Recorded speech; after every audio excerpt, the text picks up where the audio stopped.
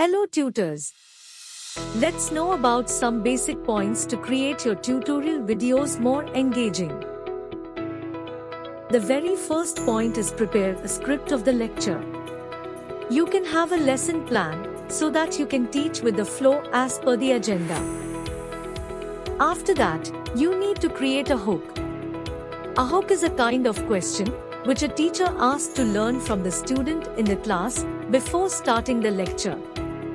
This helps to make video lecture more engaging. Now it's time to add some visuals, like images, graphs in the video content. This helps students to relate the things easily.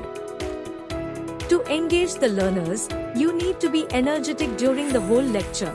Put a smile on your face, speak clear and loud. Try to make short videos of length up to 10 minutes. Videos with short duration are more attracting for the students.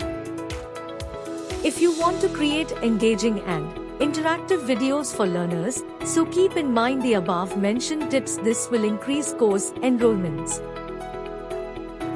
For more such contents, subscribe our channel and hit the bell icon to get regular updates. See you soon in our next video. Till then, bye bye.